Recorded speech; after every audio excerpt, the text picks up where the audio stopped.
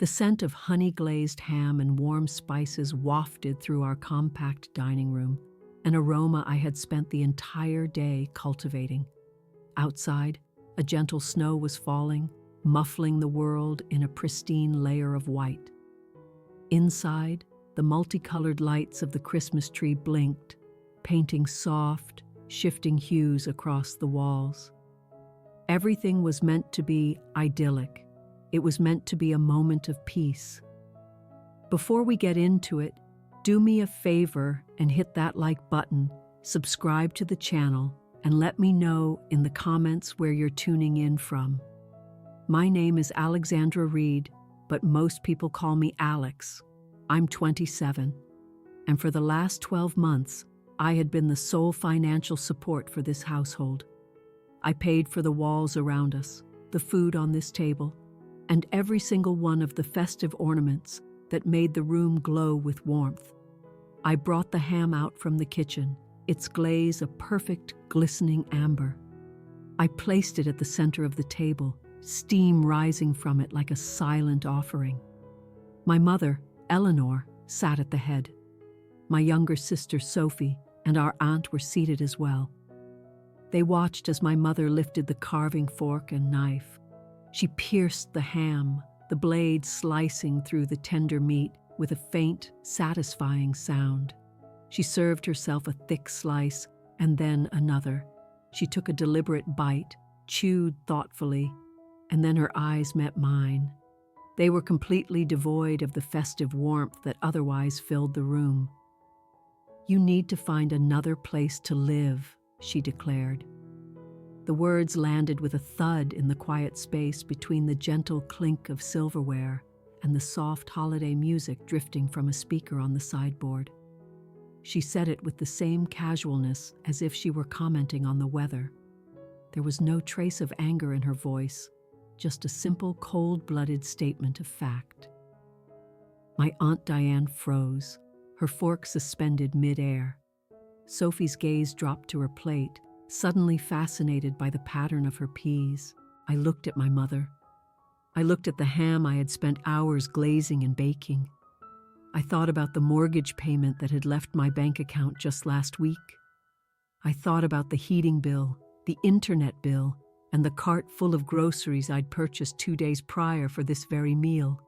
A strange, unnerving calm descended upon me. The moment for yelling had passed long ago. There was no space for it here. I set my own fork down carefully beside my plate. "Really?" I asked, my voice perfectly level. "I cover the mortgage, all the utilities, and the food." My mother simply shrugged and took another bite of ham. She didn't need to say more. Her silence was a deafening response. In her eyes, I wasn't her daughter, who had single-handedly rescued her from foreclosure. I was simply an inconvenience whose usefulness had expired. It all began with a phone call just over a year ago. At the time, I was living in a small but cherished one-bedroom apartment in the city center. It was my haven, the first space that was entirely my own. I had painstakingly decorated it with thrift store furniture I'd found and lovingly restored. My home was filled with towering houseplants and overflowing bookshelves, and it was blissfully quiet. I had a good job in IT for a respectable firm, a role that was challenging but paid well. I had my own life, my own circle of friends, and a future I was carefully mapping out for myself. I was content. Then the phone rang. It was my mother, and she was crying. Not the gentle, mournful crying I'd heard before, but the raw, panicked sobs of a person at the end of their rope. "They're going to take the house, Alex," she choked out between gasps. "I got a final notice in the mail today." My stomach plummeted. My mother had been laid off from her marketing job about 6 months earlier. She had repeatedly assured me she had a healthy savings account, that she'd be fine, that she was already getting calls for interviews. I had offered to help her financially back then, but she had dismissed the idea with a proud smile. "I'm your mother," she had said. "I can take care of myself." It turned out that was a facade. The savings were gone, the interviews were a fiction, and the bank's patience had run out. The house was the one where Sophie and I had grown up. Every corner held a piece of our childhood, the pencil marks on the kitchen door frame charting our growth spurts, the worn-out spot on the living room rug where we'd spent hours playing Monopoly, the faint, lingering scent of my late father's cologne in his old closet, the image of a foreclosure sign being hammered into the front lawn made me physically ill. "I'll help, Mom," I said without a moment's hesitation. "Don't you worry. We will figure this out." Figuring it out meant me. I drove over that weekend, armed with a folder for her overdue notices and my laptop. We sat at the very same kitchen table where she would one day cast me out. The stack of envelopes marked in red was far larger than I had dared to imagine. She was 3 months delinquent on the mortgage, and the utility companies were sending final warnings before shutting off service. The solution was straightforward, but it was also brutal. There was no way I could cover my own rent and her mortgage simultaneously. So, I made a choice.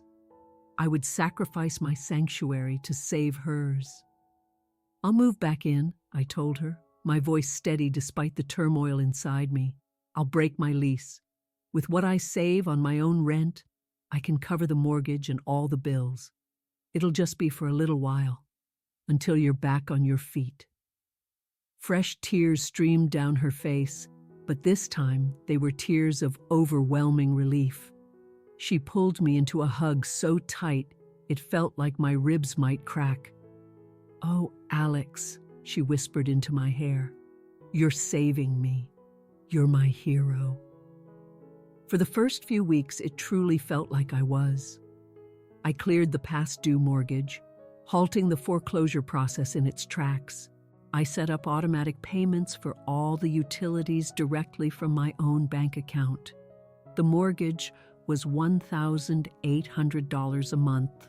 Electricity and gas combined for another $200. The high-speed internet she claimed she couldn't live without was $90. The family cell phone plan, covering both her and Sophie, came to $160. I also took on the weekly grocery shopping, a bill that was never less than $250. I even kept the premium streaming subscription active because, as she put it, her shows were the only thing that helped her unwind. The figures stacked up fast, consuming more than half of my monthly income, but it felt like the right thing to do. It felt like what a daughter should do. In that first month, my mother was a fountain of promises. "I'll pay back every single penny as soon as I land a new job," she'd promise, rubbing my shoulders while I cooked dinner for us after a grueling day at my own office. By the second month, the promises started to wane. She stopped mentioning her job hunt. Her days became a cycle of daytime television and long coffee dates with her friends. When I would gently inquire about any progress with her applications, she'd let out a dramatic sigh. "It's just impossible out there for someone my age, Alex. You're too young to understand." By the third month, my position in the household had been cemented. I was no longer the heroic daughter lending a hand. I had become the engine that kept the house running, and my sole purpose was to provide the fuel. I was the financial provider, and that was it. The exploitation was subtle at first, a slow, creeping tide. It began with small things. "Could you grab that new anti-aging serum for me?" "The expensive one," she'd ask casually as I was putting together the grocery list. "You're doing so well. It's not a big deal for you." Then, the requests grew bolder. She began planning elaborate dinner parties for her circle of friends. She'd meticulously craft the menu and guest list, and I would be tacitly expected to purchase all the ingredients and prepare the entire meal. I'd drag myself home, exhausted from a 10-hour workday, only to find the house buzzing with her guests. My mother would be flitting about, playing the gracious host, gracefully accepting praise for a meal she hadn't laid a finger on until it was served on her plate. My own friends would invite me out for drinks, and I'd have to turn them down, feigning tiredness, when the reality was I couldn't justify a $15 glass of wine after spending hundreds on groceries for 3 adults. Sophie was no ally. She was younger, away at college for most of the year, and viewed our mother through a veil of innocence. "Mom's just going through a hard time," she'd say dismissively whenever I tried to confide in her. "You should try to be more patient." So, I was patient. I was quiet. I continued to pay for everything, clinging to the mantra that it was all temporary. I took on extra freelance IT projects on my weekends, trying to rebuild my rapidly depleting savings account. I was running on fumes, living back in my childhood bedroom, surrounded by the same hideous pastel floral wallpaper I'd despised since I was a teenager. My life was no longer my own. I had become a walking, talking ATM, and the only thanks I received was silence, the silent assumption that I would just keep providing indefinitely without ever needing a word of gratitude.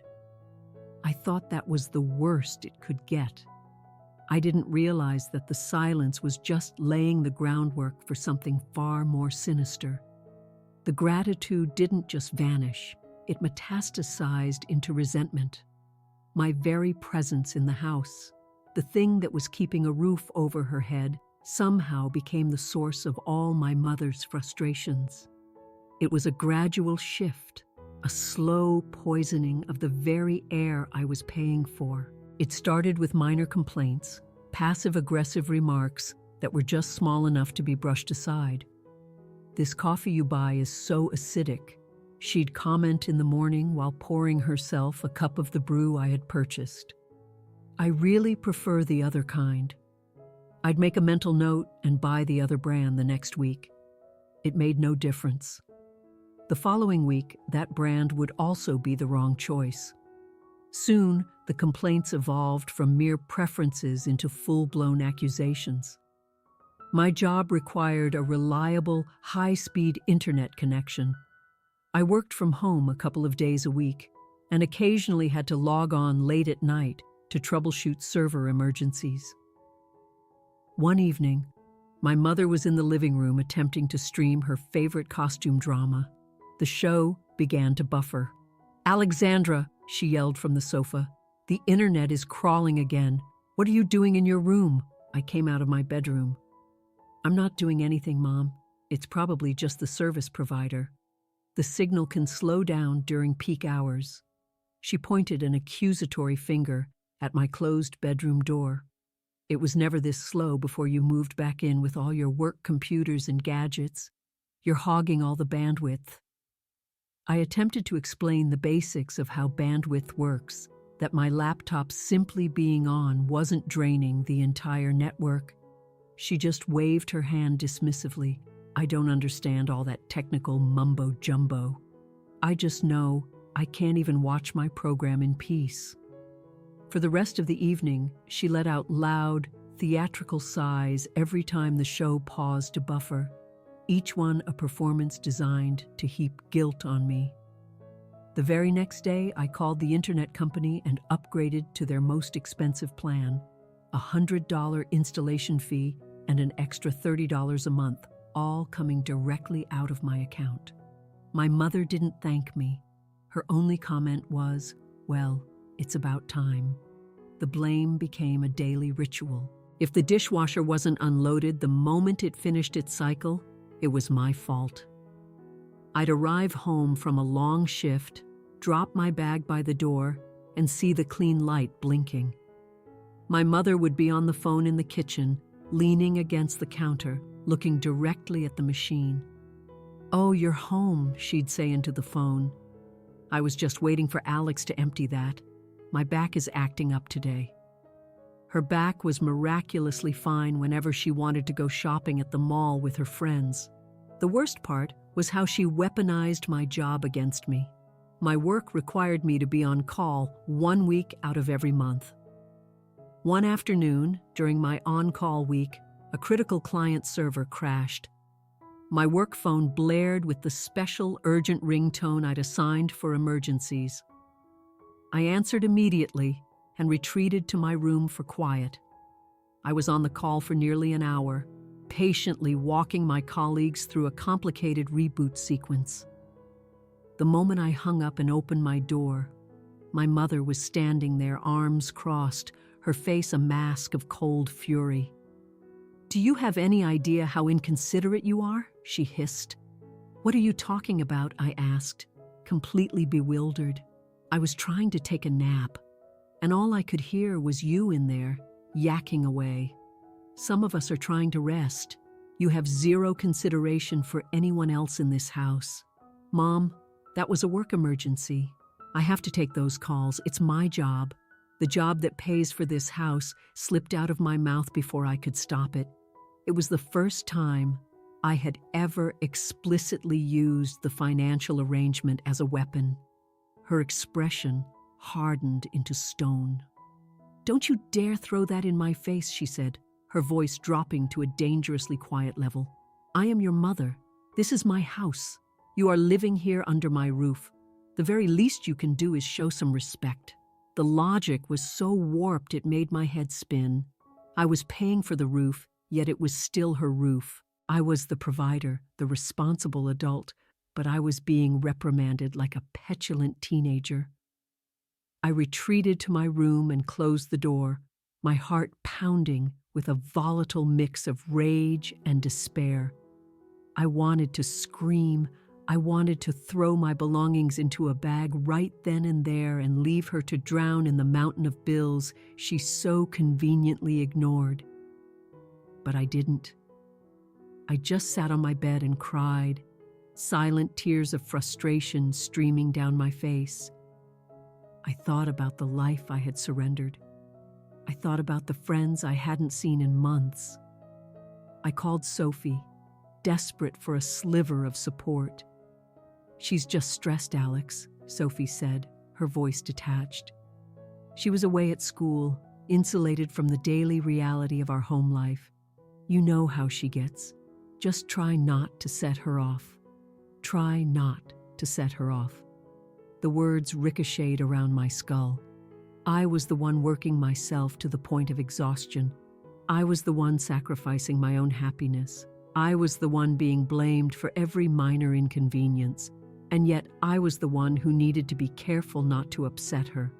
It was in that exact moment that I realized I wasn't just an ATM anymore. I was a scapegoat. I was a sponge designed to soak up all her unhappiness, her failures, and her simmering rage. And I was reaching my saturation point. The Christmas dinner was the breaking point. Hearing my mother say, "You need to find another place to live," wasn't really a shock. It was just the final brutal confirmation of everything I'd been feeling for months. It was the moment the unspoken became spoken. After my quiet reply, "Really?" I cover the mortgage, all the utilities, and the food. A heavy, suffocating silence descended on the table. My aunt was staring at my mother, her eyes wide with disbelief. Sophie was intently pushing her mashed potatoes around her plate, creating intricate swirls as if it were the most critical task in the world. My mother, Eleanor, simply lifted her wine glass and took a long, deliberate sip. Her gaze locked on me over the rim. It was a look of pure, unadulterated dismissal. I didn't exist. My contribution didn't exist. I pushed my chair back from the table, the scrape of the wood against the floor sounding like a gunshot in the silent room. "Excuse me," I said, my voice barely a whisper. I offered no explanation. I didn't claim to need fresh air or feel unwell. I just excused myself from the table, from the meal I had prepared, from the family that was devouring me. I walked to my bedroom and closed the door gently behind me. I didn't slam it.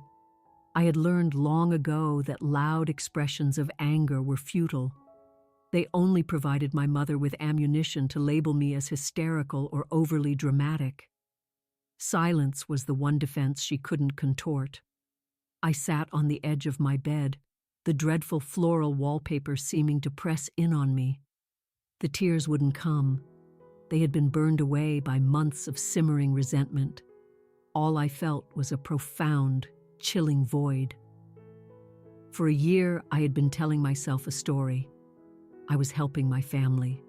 I was doing the right thing. I was a good daughter. That entire narrative disintegrated in the space of a single, cruel sentence. I wasn't helping. I was being used, and my utility, it seemed, had just expired. A cold resolve began to crystallize in the pit of my stomach. She wanted me to move out. Fine, I would. But I wouldn't do it on her terms. There would be no shouting match, no theatrical scene where I recited my list of grievances while she rolled her eyes. There would be no pleading for her to see my perspective. I was done trying to be seen. I stood up and pulled my large suitcase from the back of the closet. It was covered in a thin layer of dust. I hadn't touched it since before I'd moved back home. I wiped the dust away with the sleeve of my sweater and laid it open on my bed. The decision was made. I was leaving, not next week, not after another fight. I was leaving tonight. My movements were slow, methodical. A strange sense of calm washed over me as I began to pack. First, the absolute essentials, my work laptop and its array of chargers. It was my lifeline, my key to independence. Next, my professional attire, the blouses and slacks I needed for the office. I folded them neatly. Then came my casual clothes, jeans, sweaters, t-shirts. I didn't pack everything. I didn't have the emotional energy to sift through my entire past. I packed only what was necessary, enough to get me through the immediate future. I left the sentimental items behind, the old photographs on my nightstand, the worn-out teddy bear from my childhood, the books I had treasured. They belonged to a version of me that no longer existed, a girl who believed in the unconditional love of a mother. To pack them would feel like endorsing a lie. As I packed, I replayed the dinner table scene in my mind. The way Sophie had refused to meet my gaze. The way my mother had dismissed a year of my life and labor with a sip of wine. This was no misunderstanding. It wasn't a slip of the tongue. It was a deliberate, calculated act of cruelty, performed in front of an audience to maximize my humiliation. She didn't just want me gone. She wanted me to feel worthless beyond my financial contributions. I paused my packing and picked up my phone. My hands were perfectly steady. I opened my banking app.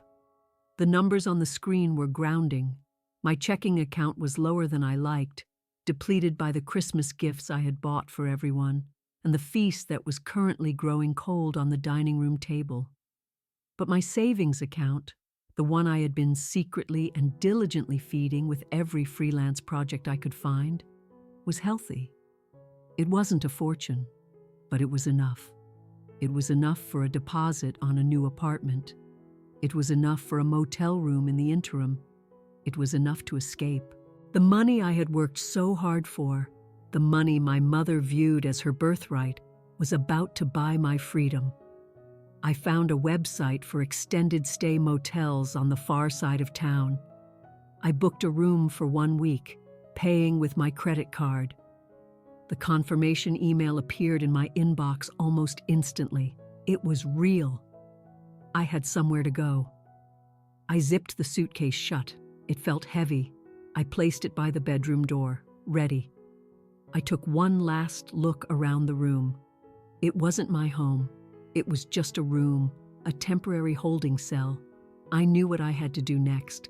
I would wait until she was asleep, likely passed out from the wine she had been consuming all afternoon. Then I would walk out of that house and I would not look back. There would be no note left on the kitchen counter, no tearful, dramatic goodbye. My exit would be as silent and invisible as she had made me feel. I waited in my room for hours. I could hear the faint murmur of the television from the living room, punctuated by my mother's occasional laughter. They were carrying on as if nothing had happened, as if a grenade hadn't just detonated in the center of our family.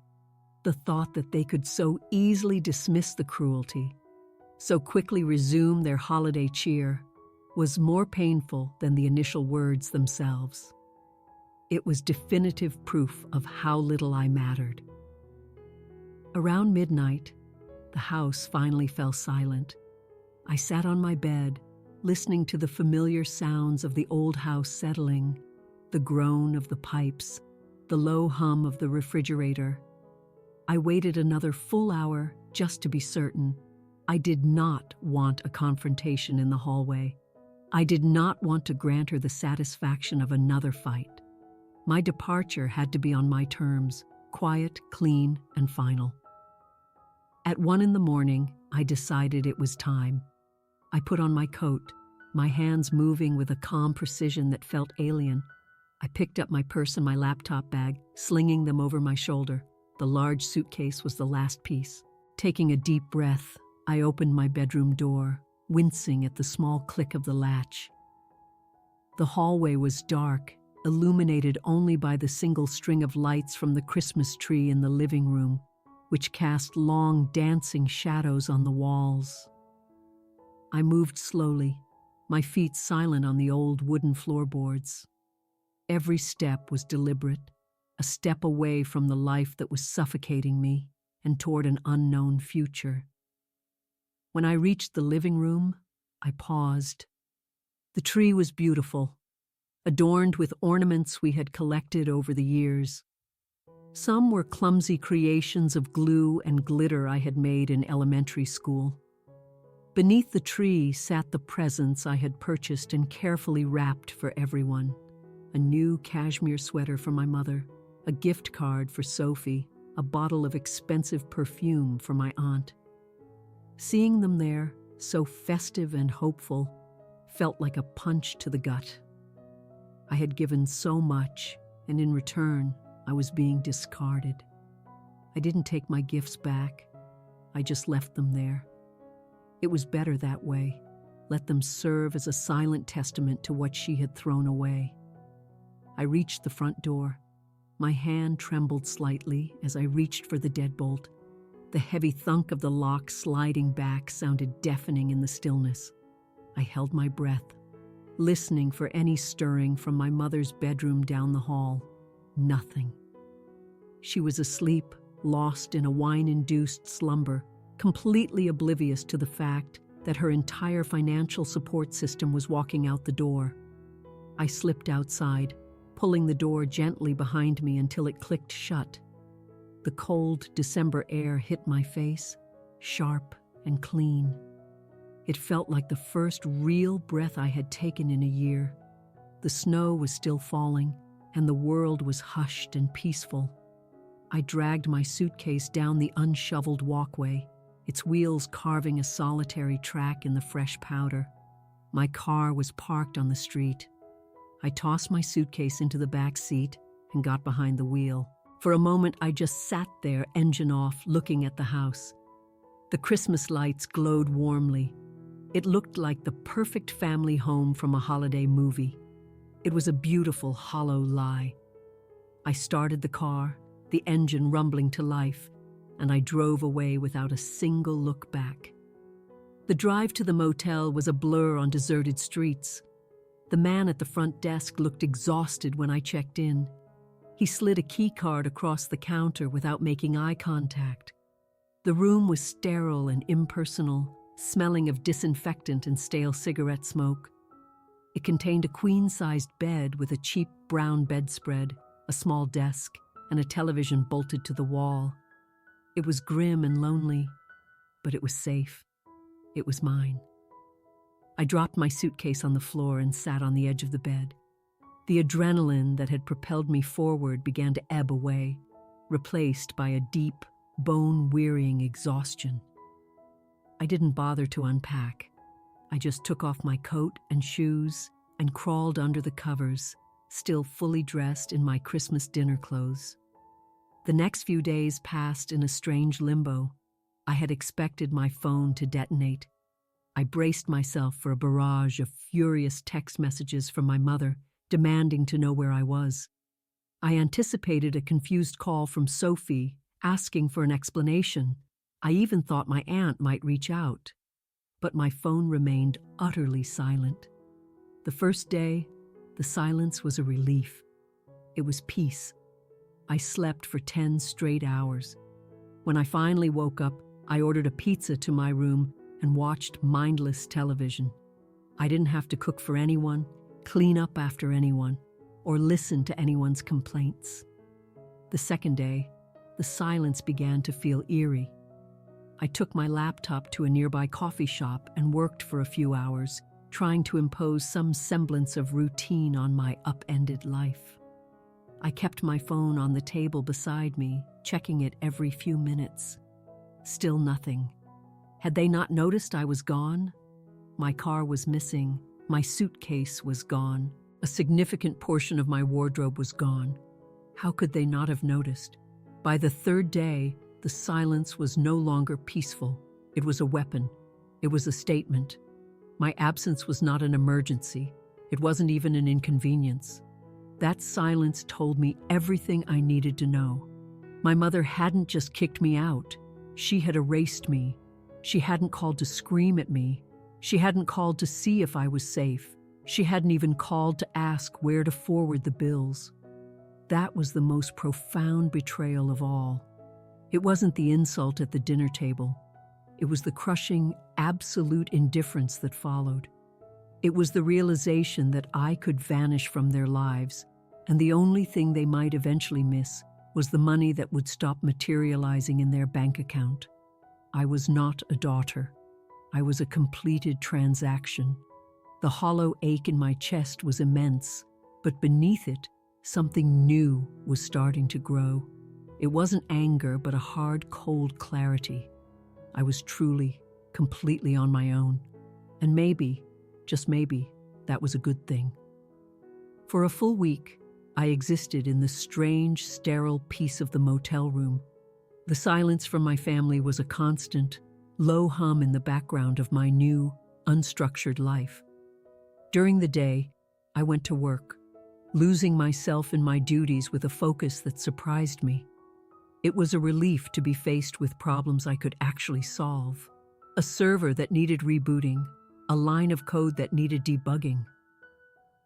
At night, I returned to my anonymous room and scrolled through apartment listings online, creating a new life for myself one small, logical step at a time.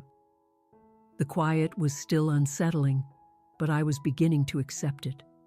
I thought their indifference was the final word. I was wrong. It was only the opening act. Exactly 8 days after I had walked out, my phone buzzed with a text from Sophie. My heart gave a stupid, reflexive leap of hope. Maybe she was checking on me. Maybe she was worried. Sophie. Alex, are you okay? Where are you? I typed back immediately, a wave of relief washing over me. Me. I'm okay. Staying at a motel for now, looking for an apartment. I'm safe. The 3 dots indicating she was typing appeared and disappeared several times. A knot of anxiety tightened in my stomach. Finally, her message came through. Sophie, you are not going to believe what Mom is telling people. The relief I'd felt moments before evaporated, replaced by a familiar sinking dread. Me. What is she telling them? Sophie. She's telling everyone you had a complete meltdown on Christmas, that you smashed a glass on the floor and stormed out screaming because you didn't like your presents. She's saying you abandoned her, left her with all the bills, and that she has no idea where you are. She's been crying on the phone to Aunt Patricia and Grandma for days.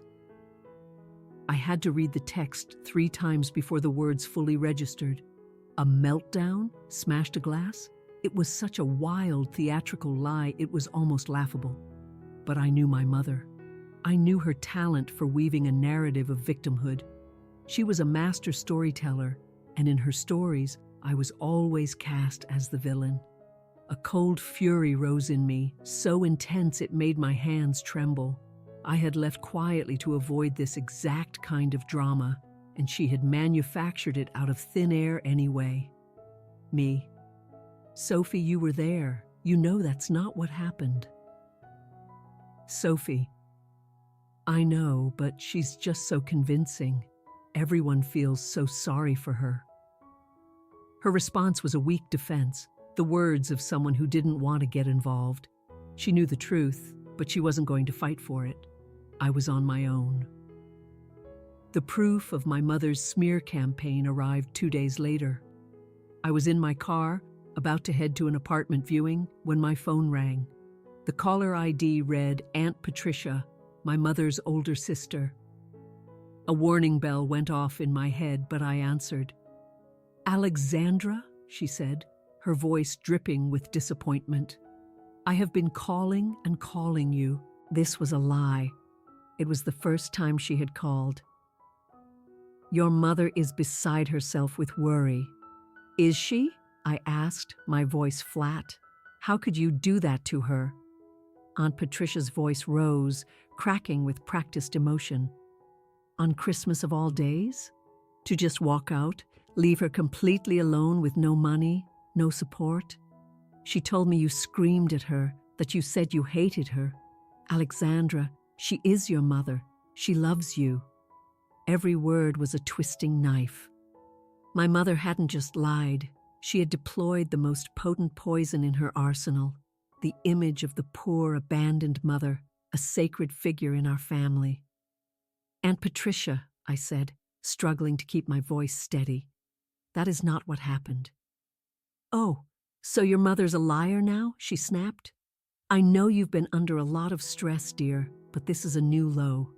You need to call your mother and apologize. You have broken her heart. I wanted to scream the truth at her. I wanted to list every bill I had paid, every sacrifice I had made. I wanted to tell her that her sister hadn't paid a single cent for her own home in over a year. But I knew it would be useless. The narrative was already set. My mother was the victim, and I was the ungrateful, monstrous child. I have to go, I said, my throat tight. You call your mother, Alexandra. You fix this, she commanded, and then she hung up. I sat in my car, gripping the steering wheel, her words ringing in my ears. You fix this. I had been fixing things my whole life, fixing my mother's finances, fixing her moods, fixing the broken things around the house. Now I was expected to fix a lie that was designed to destroy my character. Over the next few days, the fallout continued. My grandmother left a tearful voicemail, begging me to be a better daughter. My cousin Ben, who I'd always been close to, sent a curt one-line text. What is wrong with you?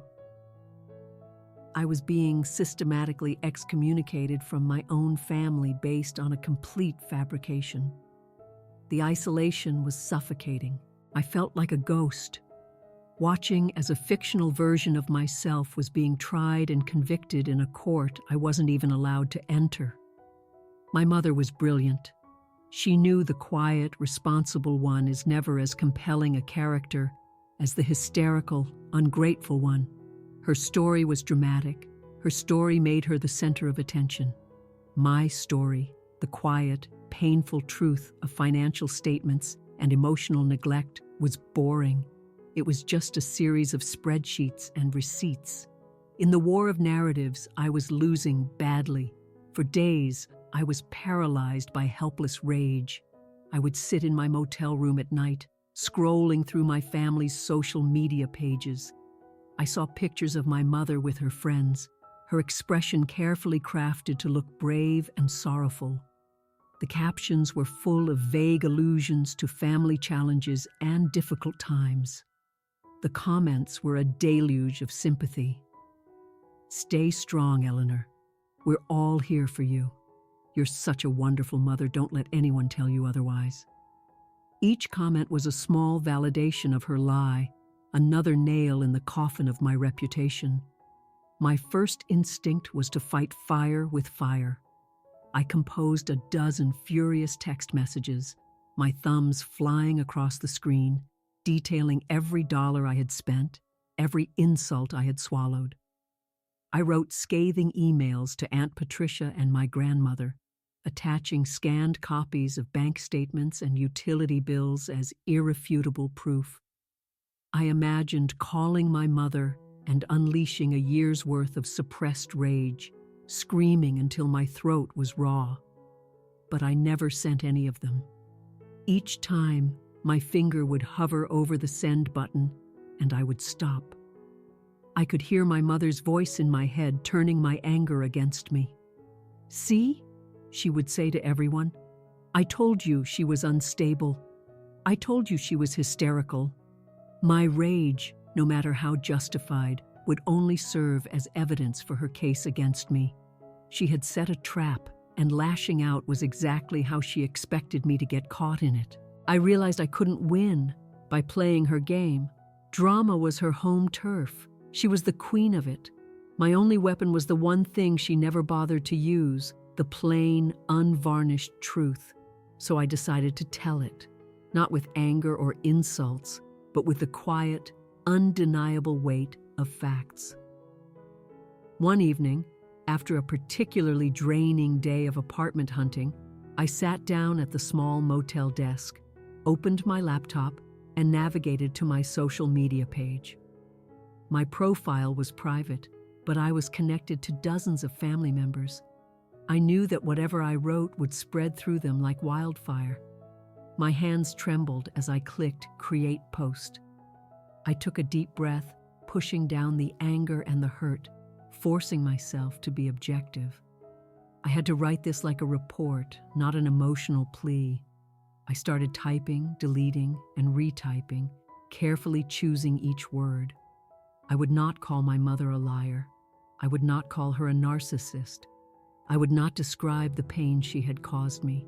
I would simply lay out the timeline, the facts, and the finances, and let them speak for themselves. After an hour, I had the final version. It was short, clear, and impossible to misinterpret. To my friends and family, it began.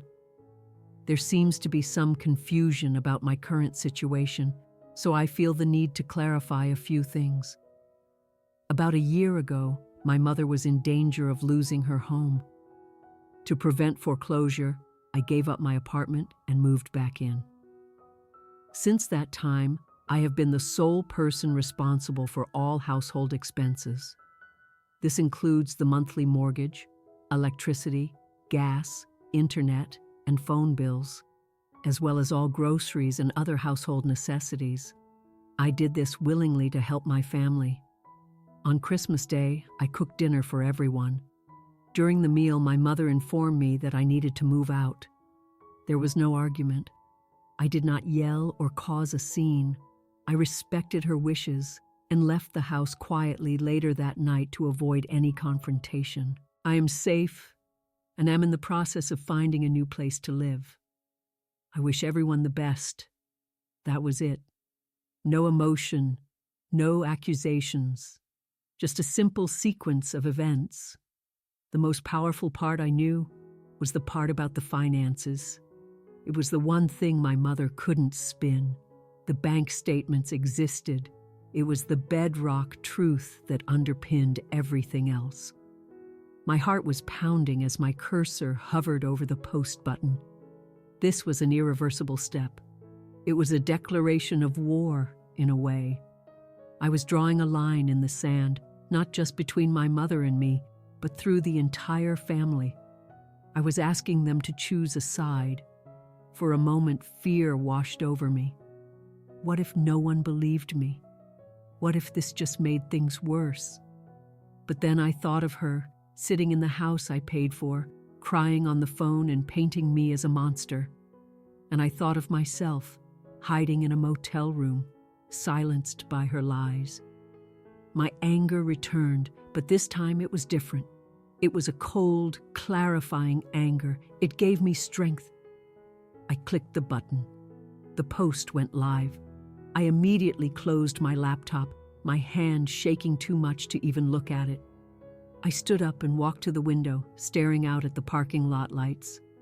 I had no idea what would happen next, but for the first time in a very long time, I didn't feel powerless. I had taken my story back. After I made the post, I turned off my phone.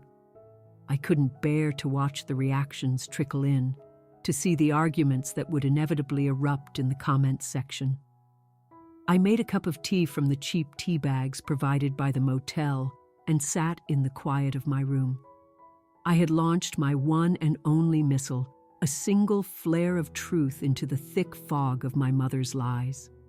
Now, all I could do was wait. I managed to sleep, a fitful, dream-filled sleep. When I woke up the next morning, my stomach was in knots. With a mixture of dread and determination, I turned my phone back on. It vibrated relentlessly for nearly a full minute as a backlog of notifications flooded in. My screen lit up with dozens of alerts from my social media app. My heart pounded against my ribs. I took a deep breath and opened it. The post had exploded. There were over 100 reactions and nearly 50 comments, but it was the private messages that caught my eye first. The previews on my lock screen were a chaotic jumble. The first message I opened was from my cousin Ben. I braced myself for another accusation, but his words were different. Ben: "Alex, I am so sorry. I knew something felt off. Your mom called me too, telling me that crazy story, and it just didn't sound like you. But I didn't want to get in the middle of it. I feel like a coward. What she's done to you isn't right. We all knew she was taking advantage of you. We didn't say anything. If you need anything at all, a place to stay, money, anything, just tell me. I'm on your side." Tears pricked my eyes as I read his message. It was the first time in over a year that someone in my family had acknowledged what was really happening. It was validation, a simple confirmation that I wasn't crazy. He saw it. He knew. The next message was from Aunt Patricia. Her tone was completely transformed from the angry, accusatory phone call a few days prior. "Aunt Patricia, Alexandra, dear, I saw your post. I feel absolutely terrible. Your mother told me a very different story, and I am ashamed that I believed her without talking to you first. Of course you wouldn't behave that way. It was wrong of me to call you and say those things. Please forgive me. Your mother has a way of twisting things, you know. I hope you are okay." Her apology felt a little weak, a little self-serving. She was backpedaling, scrambling to get on the right side of the story now that the facts were out. It wasn't perfect, but it was an apology nonetheless. It was a significant crack in the wall of lies my mother had so carefully constructed. I scrolled through the comments on the post itself. The family was clearly divided. A few of my mother's friends had left comments defending her. "There are two sides to every story," one wrote. "You shouldn't air your family's dirty laundry in public, Alexandra." "It's disrespectful," another added. But they were drowned out by a flood of support. Distant cousins and old family friends were chiming in. "I can't believe she did that to you after you saved her house. Alex, you've always been the most responsible one. We believe you. Good for you for speaking the truth." The most important comment came from my father's sister, my Aunt Clara, who had always maintained a polite but careful distance from my mother. "Aunt Clara, Alexandra, your father would be so proud of the strong, independent woman you've become. You did the right thing by him in taking care of your mother, and you're doing the right thing by yourself in leaving. Call me." The silence I had been carrying for years wasn't just mine. It was a family secret everyone had implicitly agreed to keep. They all knew my mother's character, her flair for the dramatic, her tendency to cast herself as the perpetual victim. They had enabled it for years with their silence. My post hadn't told them anything they didn't already know on some level. It had simply made it impossible for them to continue pretending. Then I saw a text from Sophie. Sophie, Mom saw your post. She is losing her mind. She's calling everyone, screaming and crying that you're lying to turn the family against her. Why did you have to do that? You just made everything worse. Her message was a splash of cold water. She was still trapped, still trying to manage my mother's emotions, still interpreting my act of self-preservation as an attack. I felt a pang of pity for her. She wasn't ready to see the truth. I texted her back a simple, firm reply. Me. I didn't do this to hurt her. I did it to stop her from hurting me. I put my phone down, the notifications still buzzing. A civil war had erupted within my family. Sides were being chosen, loyalties tested. It was messy and painful, but it was also liberating. The truth was out. I was no longer a lone voice screaming into the void. Others were finally listening. The silence was broken, and I could finally begin to breathe. In the weeks that followed, I found my footing. The support from my family, though fractured, gave me the strength I needed.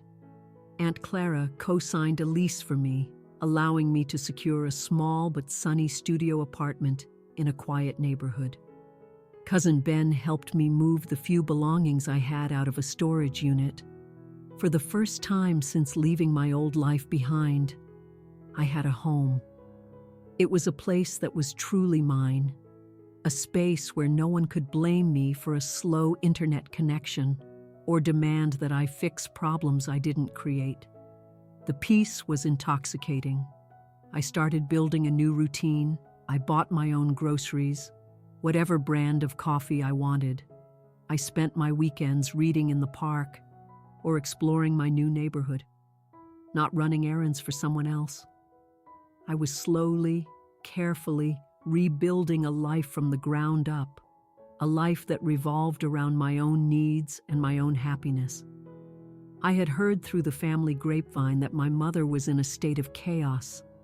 With my financial support gone, the bills had started to pile up again. The narrative she had so carefully constructed had crumbled, leaving her exposed and furious. She had tried to get money from Aunt Patricia, who had refused for the first time in her life. My mother was isolated, and she was panicking. I knew a confrontation was inevitable. I just didn't know when it would come. It happened on a rainy Tuesday evening. I had just gotten home from work, changed into comfortable clothes, and was about to make dinner when there was a knock at my apartment door. I wasn't expecting anyone. I looked through the peephole and my blood ran cold. It was my mother. She was standing in the hallway, holding a grocery store lemon meringue pie in a plastic container. Raindrops glistened in her hair, and she had a hesitant, sad smile on her face, the one she always used when she wanted something. I opened the door but stood in the doorway, blocking her entrance. "Alexandra," she said, her voice soft and sweet. "I had a feeling this was your building. I thought I'd come see your new place. I brought pie." She held it up as if it were an olive branch, a magical pastry that could erase the last few months of pain and deceit. She was acting as if nothing had happened, as if she hadn't told me to move out, as if she hadn't slandered my name to our entire family. She was here to pretend, to smooth things over so that her life could go back to being comfortable. "Hello, Mom," I said. My voice was calm, steady. I was surprised at my own lack of emotion. The rage and the hurt had burned away, leaving behind a cold, hard clarity.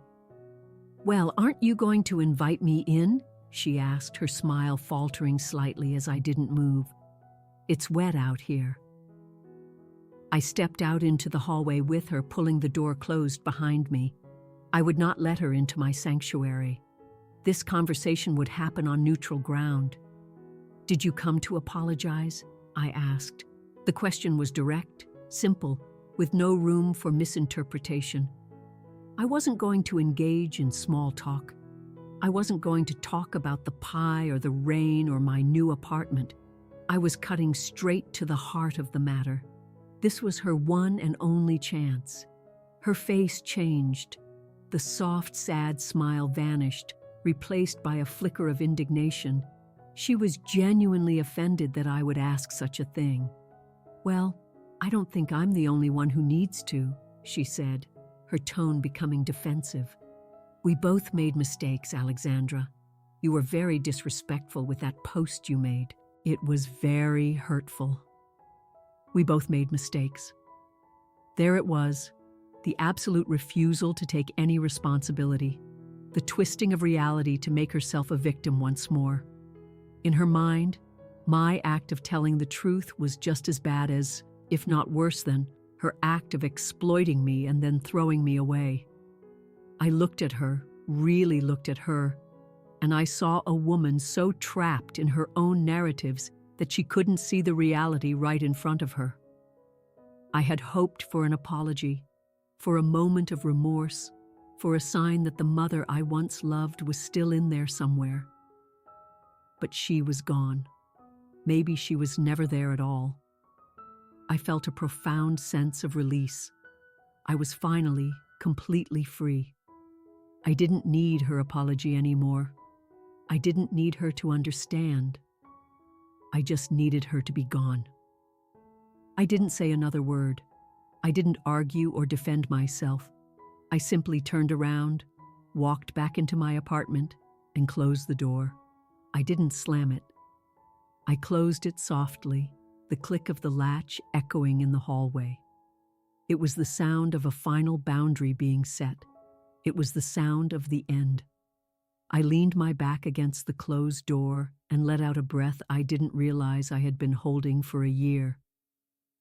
Through the peephole, I watched her stand there for a moment, her face a mask of shock and fury. Then she turned, set the pie on the floor in front of my door, and walked away. I left the pie where it was. I live in my small studio apartment now. The morning sun streams through the big window and wakes me up. I make coffee for one, and it's always the brand I like. The silence in my home is no longer the heavy, weaponized silence of my mother's house. It's a peaceful silence, a quiet that I have chosen and cultivated. It's the sound of freedom. I meet Sophie for coffee every other week. She's still living at home, still caught in the web of our mother's moods and manipulations. But something in her has changed. She asks me questions about my budget, about how I found my apartment, about what it's like to be on my own. I see a spark of her own desire for freedom in her eyes. "She's getting worse," Sophie told me last week, stirring her latte. "Now that you're not there to be the bad guy, she's starting to find little things I do wrong." "You'll know when you're ready to leave," I told her, reaching across the table to squeeze her hand. "And I'll be here for you when you are. I'll help you pack." She gave me a small, grateful smile. For the first time, we feel like sisters, like allies, not just two people trying to survive the same storm. Sometimes I think about that Christmas night. I think about the shock, the humiliation, the profound sense of betrayal. For a while, I thought the betrayal was the public lie she told about me. Then I thought it was her showing up at my door with a cheap pie and no apology. But I know now what the real betrayal was. It was that moment at the dinner table when my own mother looked at me and decided I was disposable. She threw me away like a piece of trash, not with anger, but with a casual, chilling indifference. That was the moment my old life ended and my new one began. My post didn't destroy our family. It just revealed what was already broken. Now I finally live for myself. My money is my own. My time is my own. My peace is my own, and it is more valuable than anything I lost. If you've ever had a family member twist the truth against you, leave a comment and share your story. Don't forget to like and subscribe. This community listens.